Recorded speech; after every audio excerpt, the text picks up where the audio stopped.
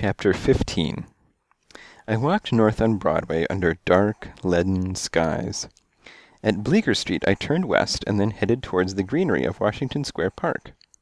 It was a long, hot walk, but it wasn't lonely and it wasn't boring. There's nothing boring about the streets.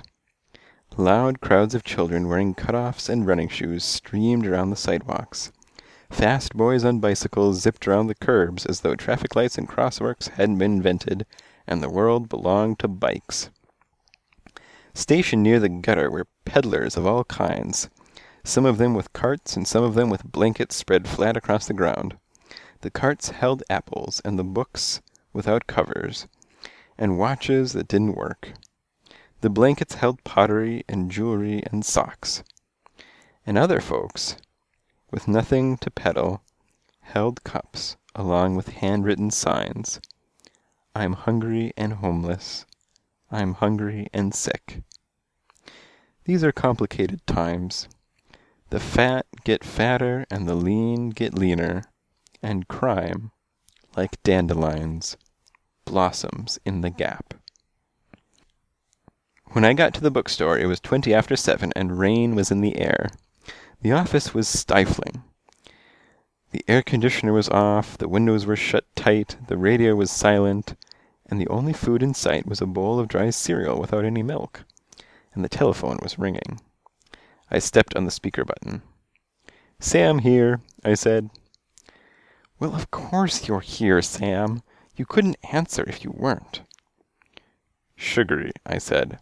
"I'm hot, and I'm hungry, and I'm not in the mood for jokes. Can I call you back later?" "If you want my opinion, Sam, you should have called me sooner. I mean," she sounded pouty, "you take a girl's number, not to mention her tuna fish, and you never even call?" "I apologize," I said. "Do you mean it?" "Sincerely." "Good." She hung up. I sat there for a second and listened to the dial tone, and slowly shook my head. I admit that I've solved a lot of mysteries in my life, but girls aren't one of them. Why had she suddenly, abruptly, hung up? I turned on the air conditioner, scratched my head thoroughly, and settled down to think.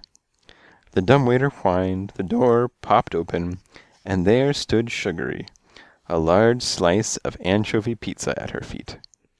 I grinned at her. "Sugary, you're one swell client." I helped her unload it and get it to the desk. "Have you already eaten?" She nodded. "Go on, I'll just ask you a few questions." "Shoot." I went digging for the anchovies first. "Okay," she said.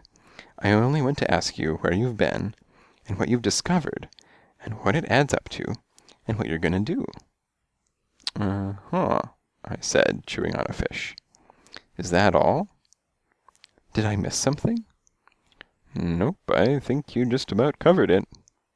"So," she said, "tell." I ate silently for a time while I tried to figure out just exactly what I knew and just exactly what it meant. I felt suddenly depressed. For everything I had learned, I hadn't gained any knowledge. Facts aren't knowledge. Or at least they aren't knowledge till they start to add up. Make a point. Tell a story. I explained that to Sugary, who said she didn't care. "Okay," I said. "Fact. Mr. Quark is the burglar. He's a male human being with a bald top of the head and a fringe of brown hair." "Where's the hair?" Sugary said. "Ear to ear across the back." "Go on," she said. "Fact. In the last 7 weeks he's robbed 9 sets of people, or 9 that I know of, 5 of which I've checked. The 3 in this building, plus the Sternwoods and Sandy."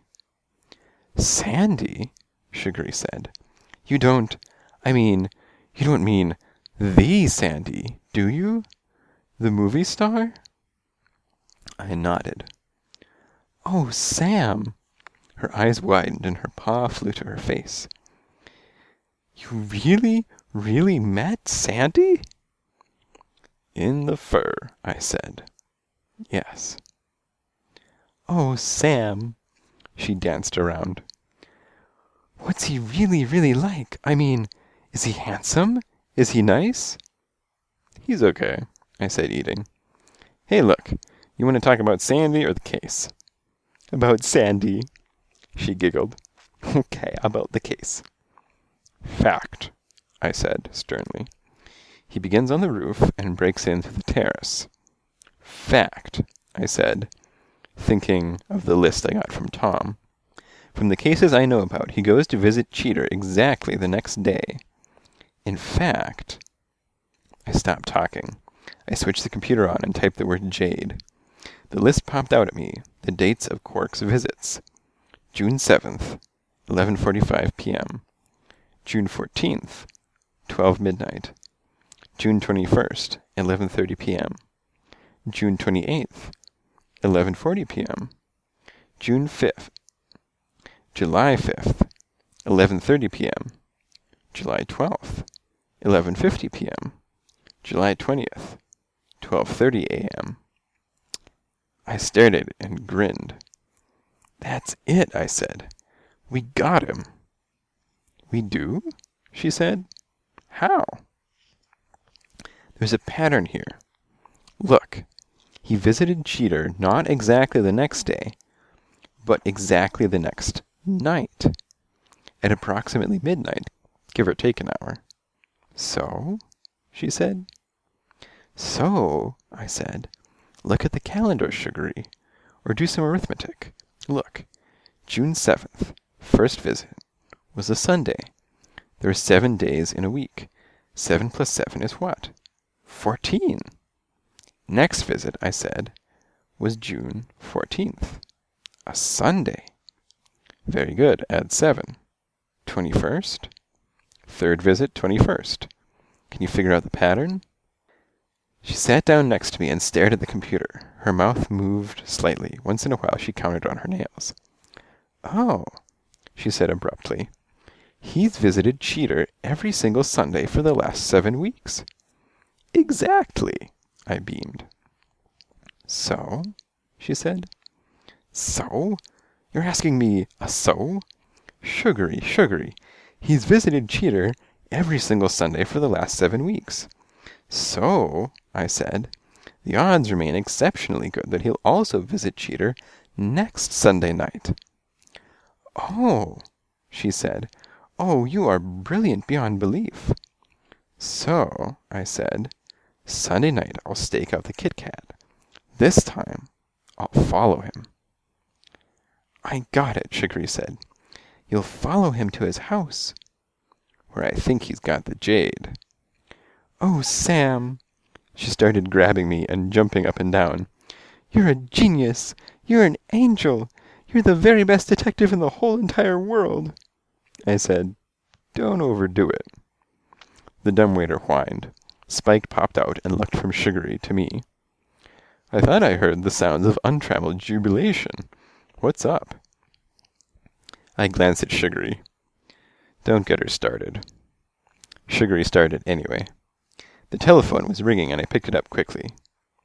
Sam here, I said. And before the call was over, my terrific plans for Sunday were moldering in the grave.